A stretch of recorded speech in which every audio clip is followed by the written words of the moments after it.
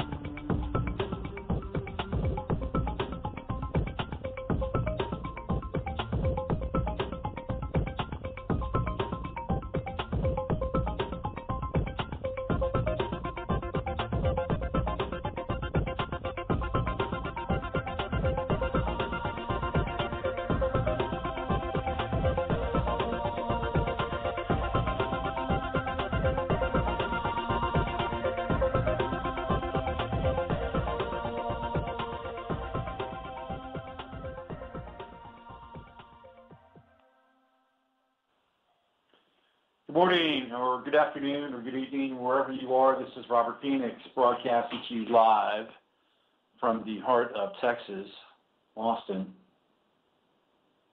There's a USA in Austin somewhere. I still have yet to find it. No, it's there. It's just AUS. It's a little mixed up, just like the rest of Austin is. It is 12:05 here, and the temperatures are starting to heat up.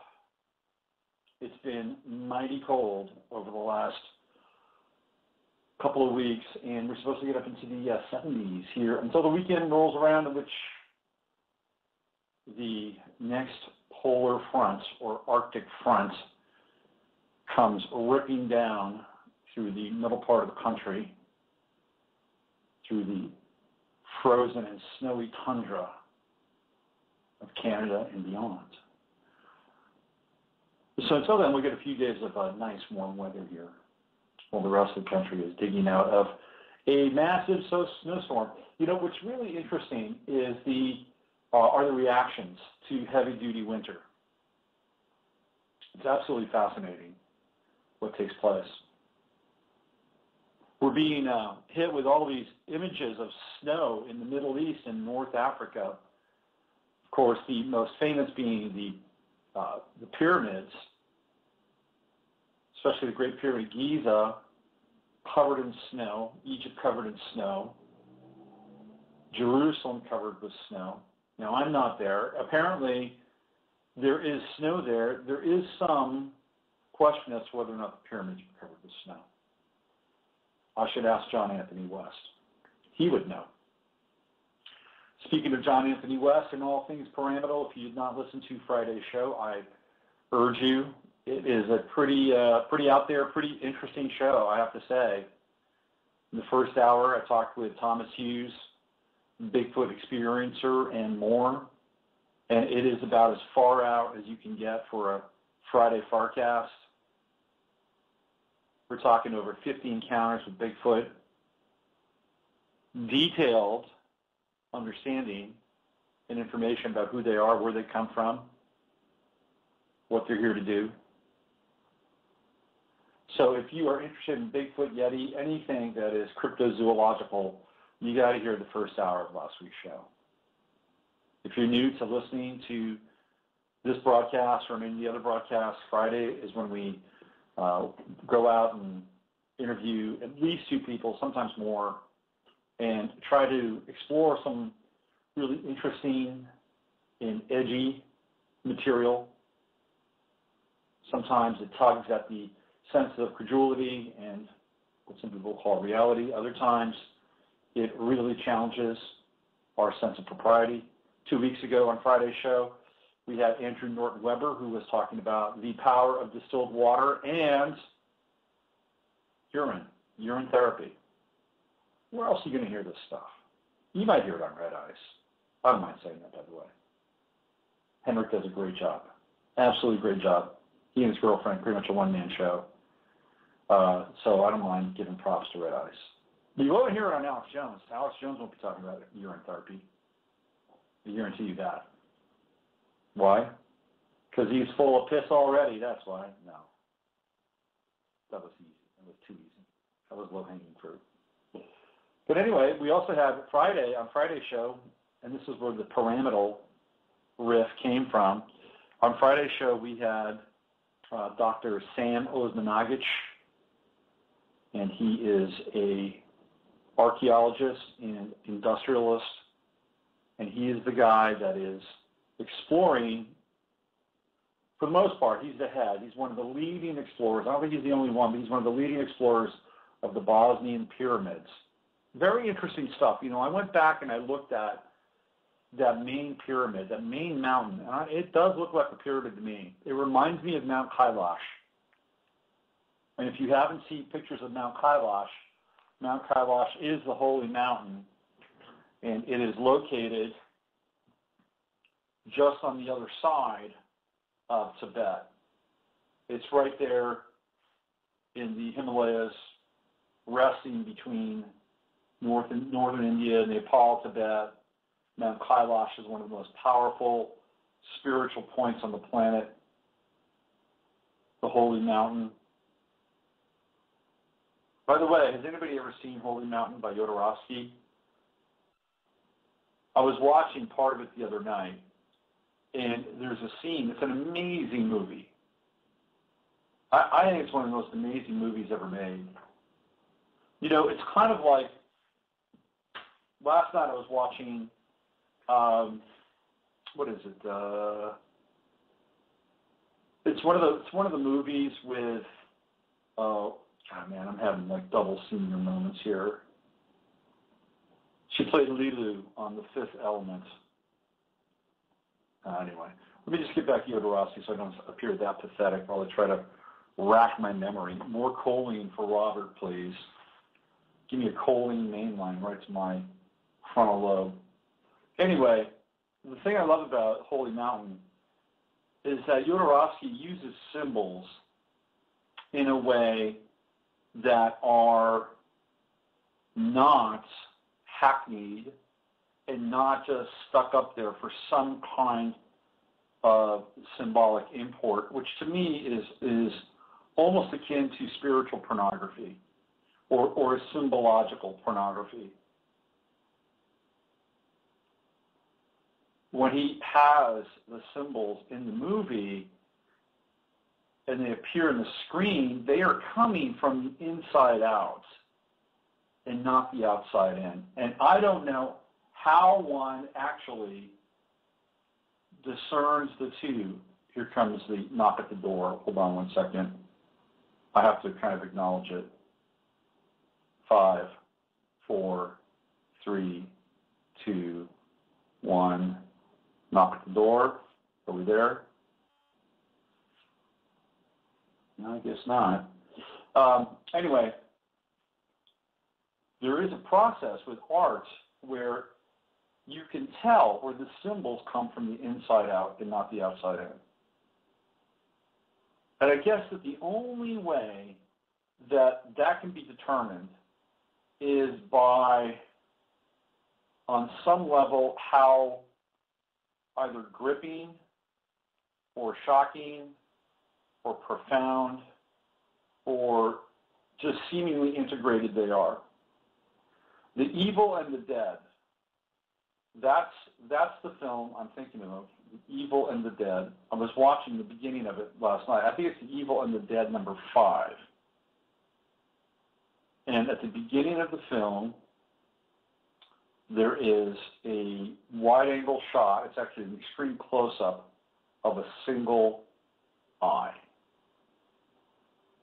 And then when you zoom out from that single eye, there's the actress whose name, again, is like, I'm going to get it, though.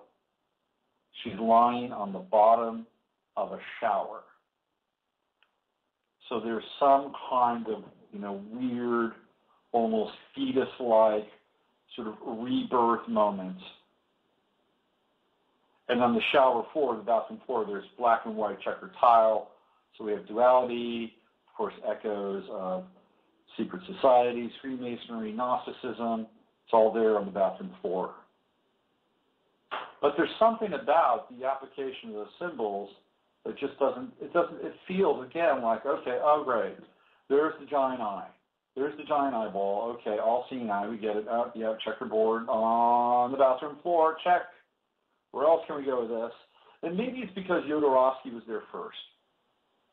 But there was something so surreal about how the symbols that show up in Jodorowsky appear.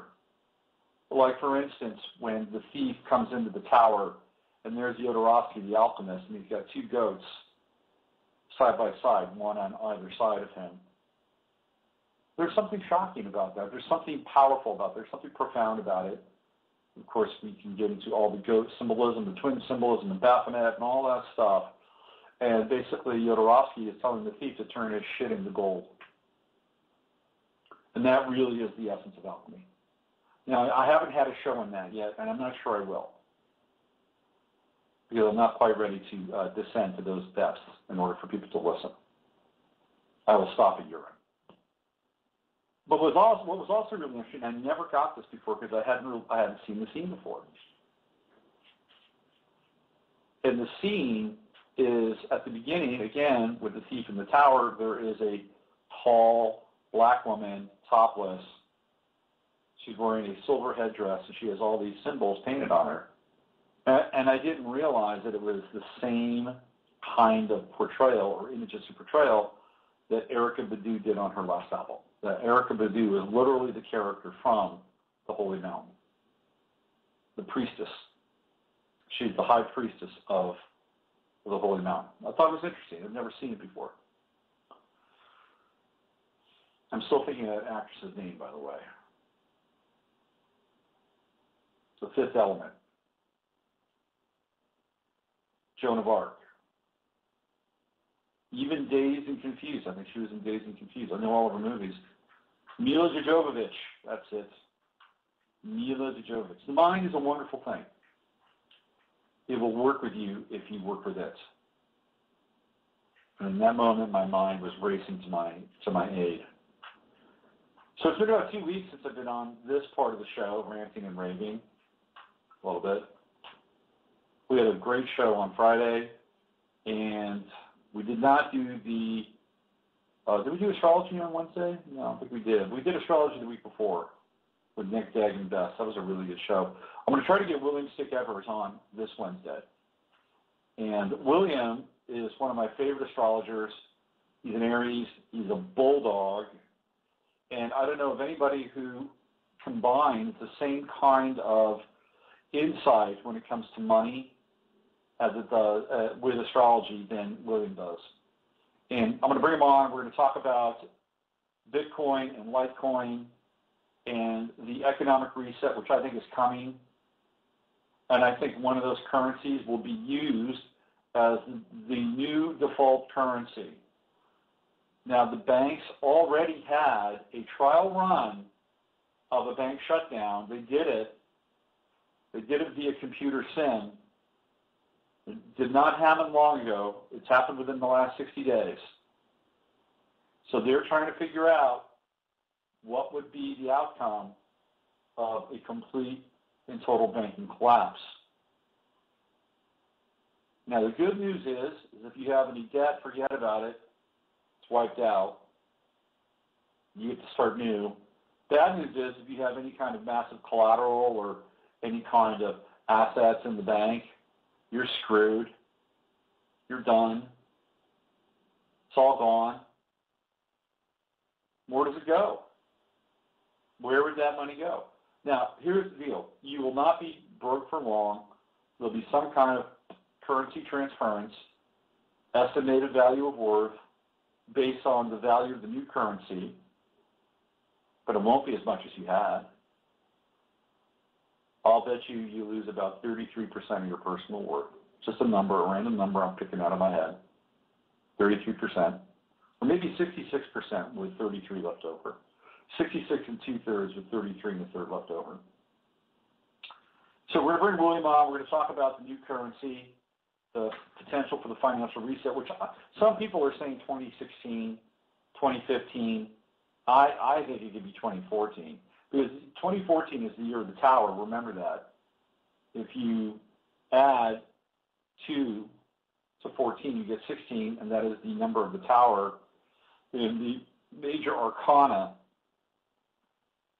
So 2014 is the year of tower. That is about systems collapse. So we have the rise of the one world trade tower, while we have the collapse of other tower-like structures in our lives.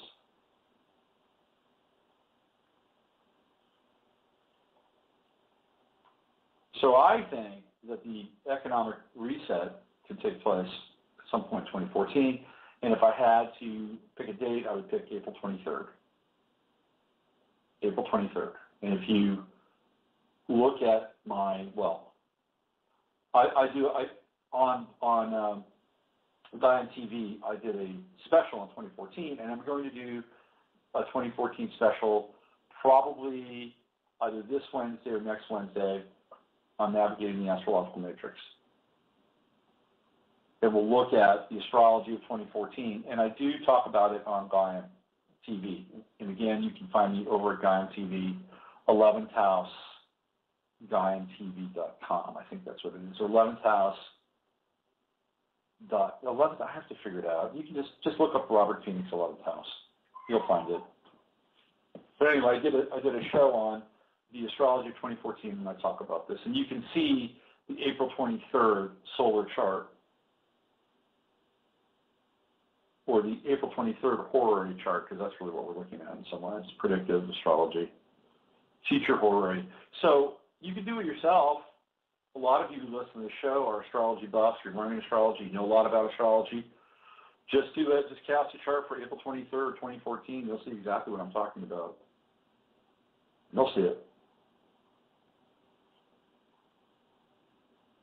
So it was an interesting weekend. I had it was a weekend, a multi-layered weekend in many ways.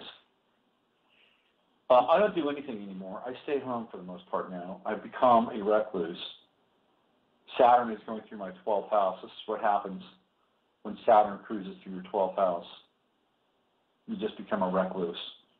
I do my show, I work out, I hang out with my kid, and that is the gist of my life. I go to do the Gaian shows once a month, and that's it. Now, there's more, but that's ending. So here's how the weekend went. On Saturday, I drove out to the Circuit of Americas, which is a big racetrack. I'd never been there before. It's in an unincorporated part of Austin, where it's very different than Austin. Let's just put it that way. You can hear the strains of the two banjos, the dueling banjos from Deliverance, with a bit of a Tejano beat in the background. That's kind of what it's like out there. Junkyards and taquerias. It's an interesting parallel universe. But of course, if I wanted to build a $100 million, a couple $100 million racetrack, I'd go find the cheapest land I could, and that's where it is. It's out there. So I went out there on Saturday morning, and my son was running in a 10K race on that track. And let me tell you, it was very cold on Saturday morning, extremely cold. And I underdressed. I wore a sweater and nothing else underneath it, and some pants, but that was it. Everybody else was wearing 2-3 layers of clothing, just dealing with the frigidity. And I was out there just taking on the elements. Yeah, my kid did pretty well. He finished third out of how many other kids there were, maybe 5, I don't know. In the 10K, he averaged about 9 minutes a mile. A 9-year-old running 10K is pretty good. I couldn't have done it when I was 9. You know why? Because when I was 9, I drank too many sodas and I ate too many ho-hos. I played baseball, but I did not do 10K runs. So I was happy about that. Mom was there. I took their picture. Then off I went to the next part of my life. And the next part of my life this weekend was being the co-coach for my son's Lego robotic team. And it was an interesting moment, or a series of moments. Their team went to this competition on Sunday down at San Marcos State, Texas State University. Very nice college, by the way. San Marcos, underrated city. If you are thinking about moving to Texas, skip Austin, go to San Marcos. That's the next place. That's the next place you want to be. That's where you want to get cheap property and benefit from it. They've got a great college there. They've got a little downtown scene. If you're an artist, I bet you can get a very cheap live workspace there. Circle San Marcos on your map. So we went there. I spent the night there, and it was cool. I had a hotel room with my son and another of his friends for the robot team. We got up early on Sunday morning, and we did our robot competition. And I was really proud of them, although I do think that they are contributing to the rise of robotic consciousness by building and loving these robots with all these robot-loving geeks. But that's okay. It's okay. Right? I mean, in our politically correct society, we cannot denigrate robots. We cannot talk down to robots. We must love robots. Because if we don't love robots, well then we're technists. We practice technism.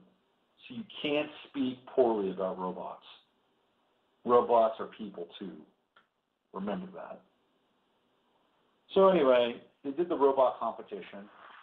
And the robot competition consisted of actually building a functional robot, which in this case is a vehicle with either wheels or treads or combination of the two.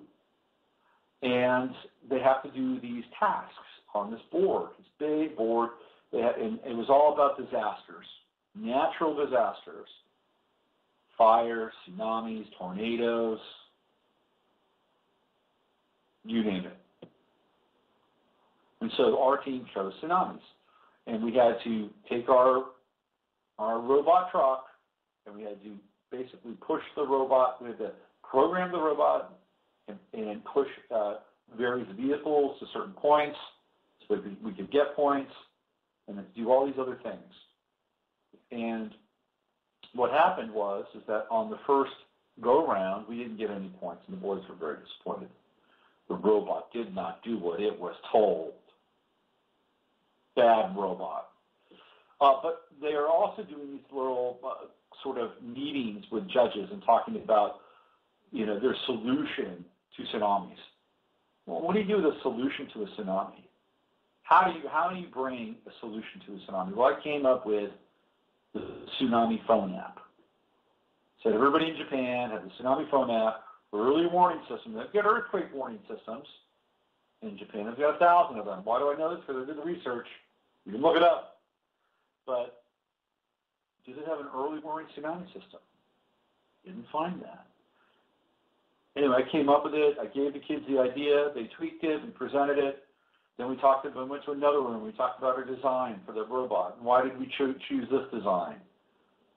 And then we went to another room and we talked about core values, what it was about. I'm going somewhere with this. This is just not a vanity recollection. I'm going somewhere with this. So they did all those things, and our team was all boys. Remember that, all boys. And we started off at the bottom of the pack, 16 teams. First round out, we got 0. Next round out, a couple hours later, we got 53. And in our final round, we got 112. 0, 53, 112. Now, if I'm a judge, I'm looking at that. I'm saying, these guys improved. Every single time out, they got better and better and better. Now, the whole idea here was to finish in the top 8. If you finish in the top 8, you get to go to regionals. Well, based on our score, we were in the top 8. We were number 8. We were number 7 until the final round. And yet, we didn't move on to regionals. In fact, there were 2 teams that did not do as well as our team did on the board. And yet they got to go on to regionals. One of them, by the way, was a team of nothing but girls. Nothing but girls with cute hats. The invisible, invincible antelope, or whatever they were called. And they had baseball caps with little golden antelope horns on them. And they looked cute. And they got to go on. They got to advance. And then there was another team at the very bottom whose robot couldn't do shit. They were awful, and they got to advance. What does that say about our culture? What does that say about our culture? It says that we are not rewarding people who progressively get better. And that we reward the bottom feeders, or the people that aren't doing very well, because they're lovable losers, and we have to somehow be inclusive of lovable losers. Sorry, I may be striking some chords here that sound a little harsh, but that's the way it goes. That's what I'm putting out there. You know, if it were my kid, would I feel the same? I probably wouldn't have as much charge around it, but I'd look at it and say, yeah, this is not cool. In fact, I need to write a letter to somebody. I'm still kind of pissed, to be honest with you. And I'm going to be really upfront. I'm going to say boys in our society are judged much more harshly than girls. It's plain and simple. There's a different standard for boys, and I don't necessarily think it's a fair standard either.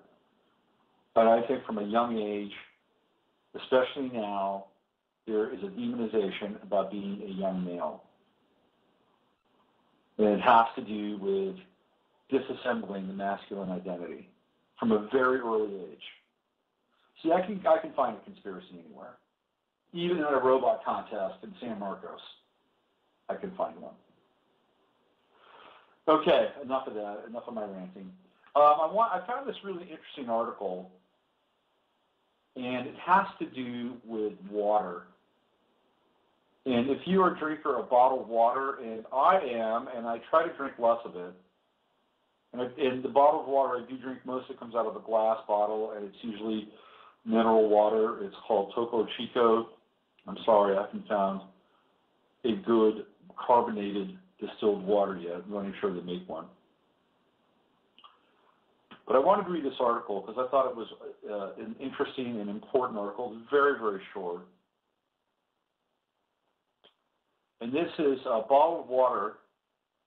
It contains di-2-ethylhexyl fumarates and 24,000 other chemicals. This is from cryptogon.com.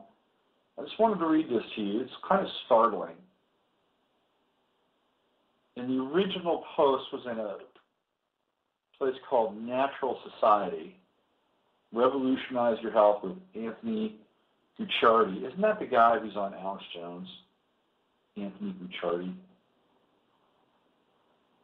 Who are these guys? Says bottled water leaches 24,000 chemicals into your body, study finds. Several companies have stopped using BPA in plastic production due to consumer outrage. But just because a plastic container says it's BPA-free, it's bisphenol, by the way, doesn't mean it's free of potentially harmful chemicals. As a matter of fact, recent research, the most recent research out of Germany. Now, the Germans know their water. If there's any country in the world that knows water, it's Germany. Trust me. Germany indicates there are more than 24,000 of such chemicals in any given bottle of water, with some of them causing serious hormone-disrupting effects. According to the story from Goethe University in Frankfurt, the researchers tested 18 different bottled water products in an effort to look for endocrine-disrupting chemicals, or EDCs. They found far more than expected, identifying 24,520 different chemicals in their testing. How many chemicals are there on the planet? I imagine they've got about a quarter of them right in those bottles of water. That's a staggering number, 24,520. After isolating the chemicals and determining their impact on the body, the researchers narrowed down those with anti-estrogenic properties to one, DEHF, or D2-ethylhexyl fumarate. The finding was of major concern. Out of the 18 different bottled waters, 13 had significant anti-estrogenic activity, and 16 out of 18 inhibited the body's androgen receptors by 90%. The bottled water was largely wreaking havoc on the human body. Now, why do people drink bottled water? Because they don't want to drink their tap water, which is contaminated with all kinds of other chemicals, including fluoride. In addition to DEHF, however, the researchers determined there is some yet unidentified EDCs at work. Something else is causing anti-androgenic effects. We confirmed the identity and biological activity of DEHF and additional isomers of doctyl fumarate and malleate using authentic standards, the researchers reported in the online journal PLOS1. Since DEHF is anti-estrogenic but not anti-androgenic, we conclude that additional yet unidentified EDCs must contribute to the antagonistic effect of bottled water. Hormone disruption has the potential to cause serious effects on human life, from early maturation in children to increased risks of certain types of cancers. You can see one of Mike Barnett's earlier posts outlining some of the nasty effects of BPA. The findings of this recent study, therefore, are nothing to take lightly. We've discussed here before how the bottled water industry may encourage you to hydrate while offering you a less than pure and expensive product. The researchers concluded, moreover, the antagonist activity was very potent.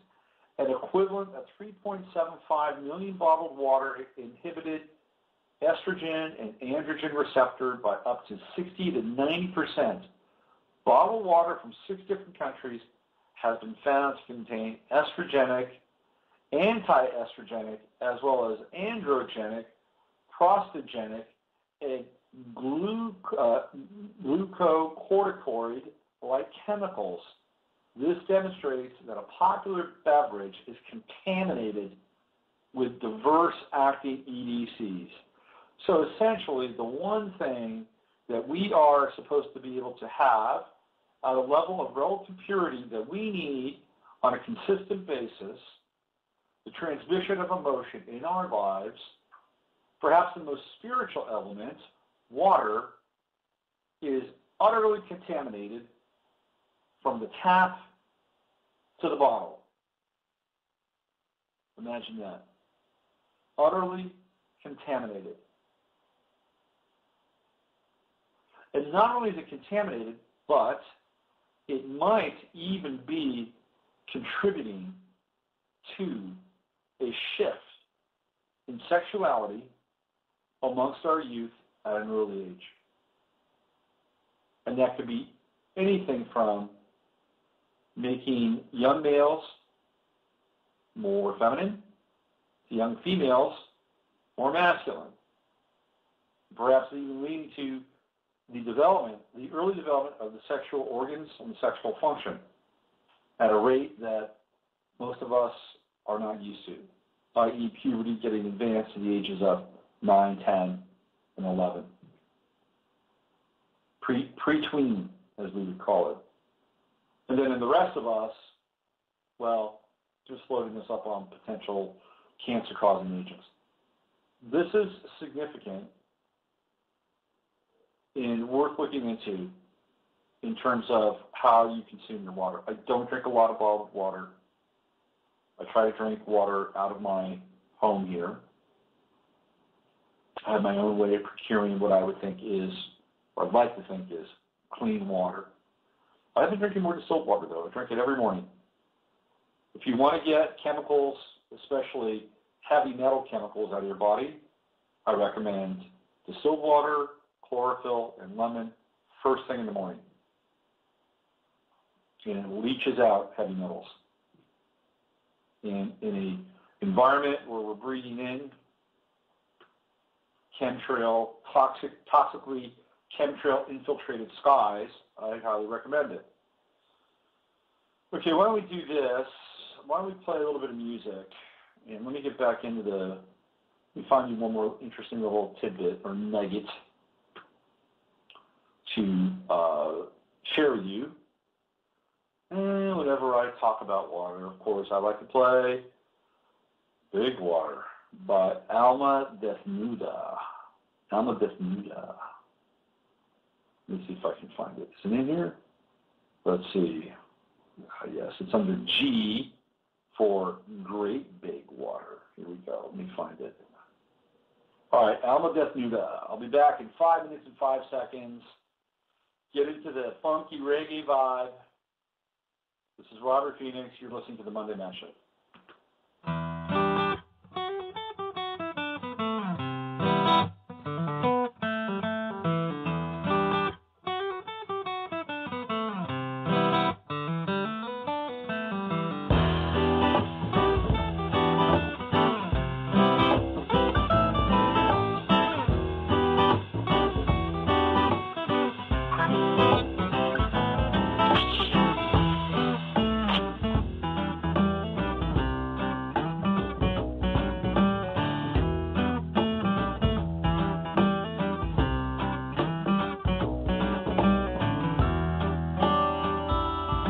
You know, I used to stump around and I'd wonder why, questioning the moon, the stars, the sky. And then I saw the truth, all this pain was just in my head. I thought I better stop living, 'cause soon I just might be dead. And oh, a great big water flooded me. I became just another drop in the big gigantic sea. And through all this pain, confusion, I did sniff. And my soul felt lighter, so I thought I'd write this funky ass riff.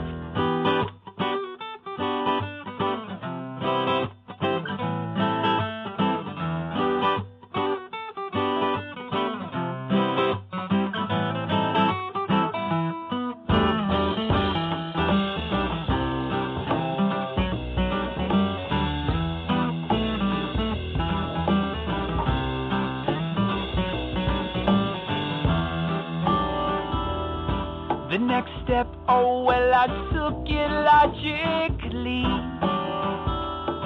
was to share my thoughts, my life philosophy. But not all of the people wanted me to speak. They wanted the safety and the comfort of their negativity. And then I read the words of Mr. Gandhi.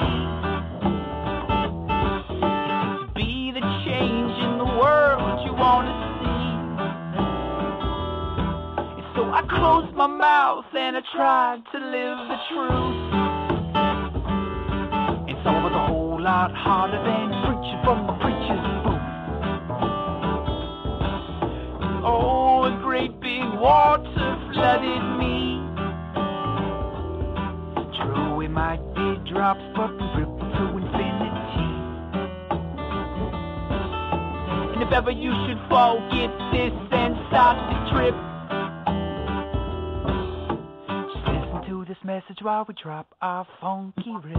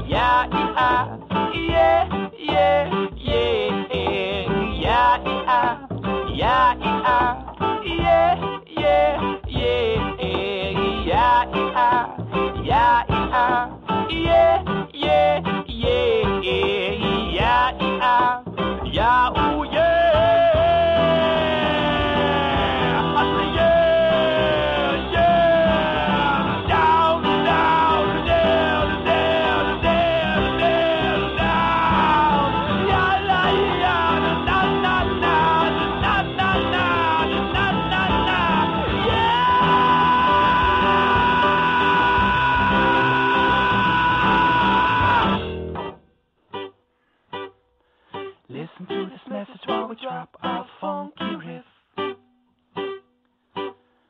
Listen to this message while we drop our funky riff. Listen to this message while we drop our funky riff. Listen to this message while we drop our funky riff.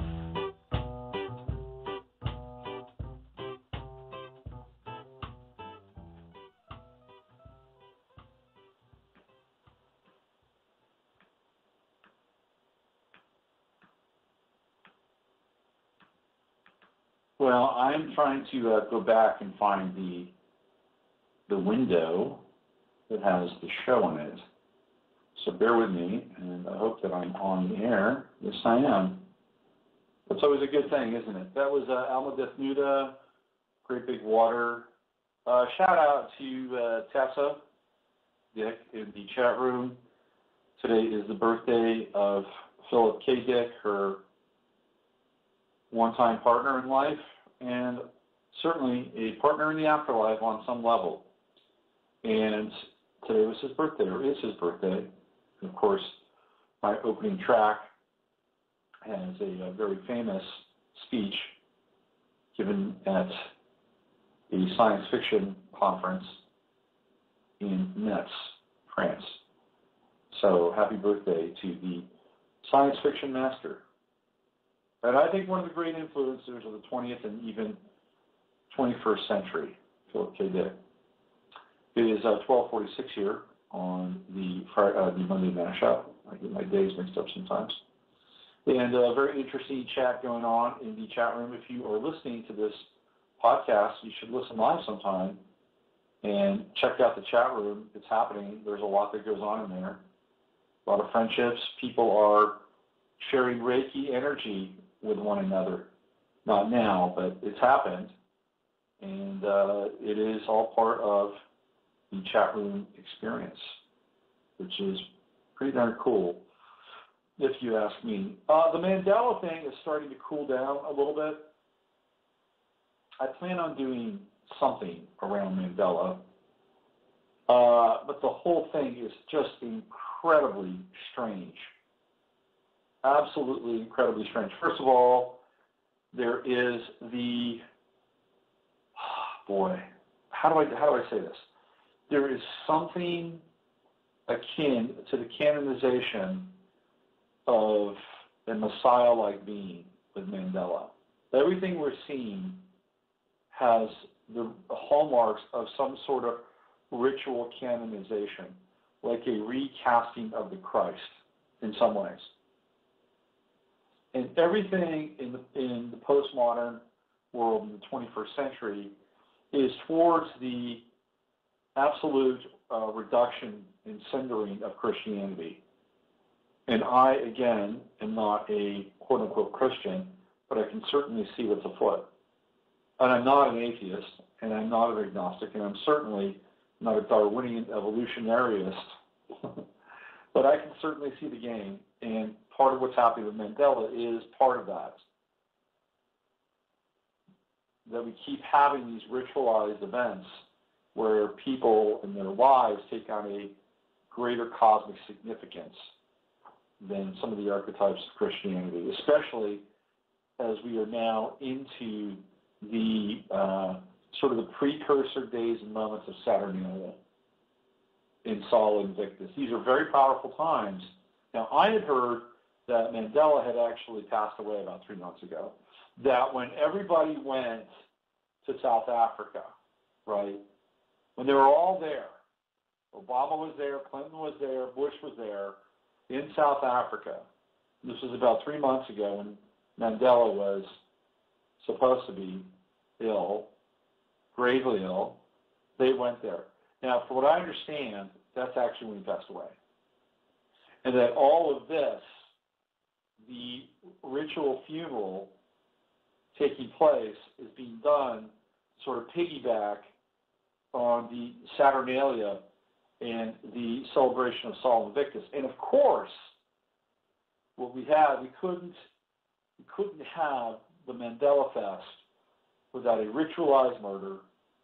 And again, theoretically, it took place in Denver, Colorado on Friday, the 13th, almost a year to the day. In fact, it was a year to the day that the Newtown Massacre took place. It all fits together in this very strange kind of hypercube where these events are being done to reaffirm a version of reality that the gatekeepers of this dark hologrammatic matrix want us to remain in and be enslaved in, to be honest with you. That's what it's about. So it all comes together. And then we have the schizophrenic murdering sign interpreter. Now, how crazy is that? How crazy was that? The guy is sitting there next to Obama. Who knows what he's doing? Hand jazz. That's what he was doing. He was doing kind of the Soweto version of hand jazz. Nobody from the deaf community could understand a word he was saying.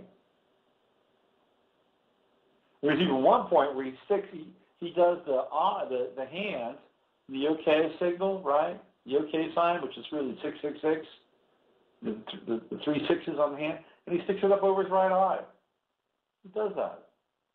Well, what the hell what does that mean in sign language? Anyway, this guy claims that the reason why he couldn't sign correctly was because all he could see in the stands were angels. And then later on, he admits he's schizophrenic. And he's doing all this next to Obama and all these other world leaders. But, there he is next to Obama. What is the message there? So we have this ritual, this Mandela ritual. Very strange stuff. Very weird. And we've got the One World Trade Tower coming up here in January of 2014. And there's been a lull in the program. Have you noticed it? Not my program, but the greater program. Maybe a lull in this program too, but a lull in the greater program. Because most of us who follow this know that something was supposed to go down in October and it didn't. Something major was supposed to go down in October and it did not. So now they go back to scrambling to their whiteboards and sitting in circles and channeling the disembodied voices that tell them what to do next. And that's where we are now. And of course, when all else fails, just bring North Korea out. If there is a lull in the theater, there's a down moment or downtime, just bring North Korea out. North Korea is always the most able and ready straw man on the planet. This Kim Jong-un, decides to kill his uncle and starts rattling his saber, and the South Koreans start to tell us It's not really safe. And, living next to these guys, and it's like, miniaturized version of the Cold War. Just roll the skeletons of North Korea out of the closet when everything's get quiet. Rattle those bones. And then, of course, there's the China piece going on. And the war maneuvers happening in the Pacific Ocean. Apparently, a couple of weeks ago, a United States aircraft carrier and a Chinese aircraft carrier nearly collided in the China South Sea, right? So that's another little wonderful event on our horizon. It's all cooking up, folks. It's all cooking up. And it's all here for entertainment purposes on some level. And on other levels, it's a deadly serious game. But that's life, isn't it? It's absurd, and it's also all stakes, high stakes, all in. That's the paradox of life. The reason I brought this up is because I was just looking at this headline about the Mandela signer. His name is Thomasanka Janji.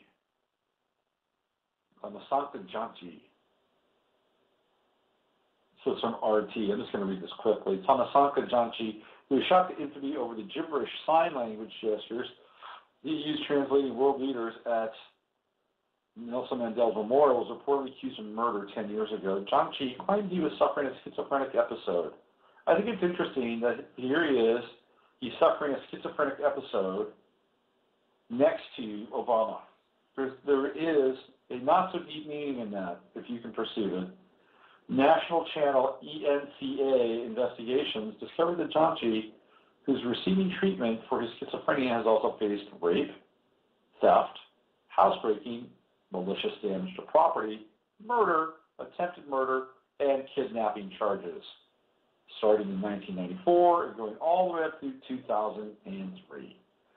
The outcome of the reported murder case was apparently unclear. However, ENCA stated that many of the charges filed against him were dropped because he was considered mentally unfit. Court records show that the 2003 attempted murder, and kidnapping case filed against Janji referred to the South Gauteng High Court in 2004 before being finalized in November 2006. However, the court file for the case is apparently empty. There's nothing there. Officials have stated that they are investigating these revelations. However, it still remains unclear why a man who is a self-confessed schizophrenically violent tendencies was allowed to stand a mere 3 feet away from world leaders, including U.S. President Barack Obama, who is reputedly one of the most well-protected men on the planet. I'll tell you why. It's because the universe has a perverse sense of humor. That's why. That's why. Incredibly perverse. Okay, so it looks like the show here is drawing to a close, and I apologize for not having a great send-off. I'll tell you why, because the screen on my computer is frozen once again, and I am assuming that this is a deus ex machina and the time for me to begin to start the sign-off process. So until next week, until Wednesday, use your head to discern what's real. If I was a professional broadcaster, man, that would not go over well, would it? If I was a major professional broadcaster, I guess I am a professional broadcaster. I get paid for this to some extent. I'd be sitting in a room and have headphones on. I'd be very serious. Set and setting, that's what they say. So I'll be back on Wednesday, hopefully with William Stick Evers, and we're going to get into this whole monetary thing and the reset that I think is coming. And if you don't want to be a part of the reset, you're going to be SOL, boys and girls. And it's only going to be a short leap from the card to the chip.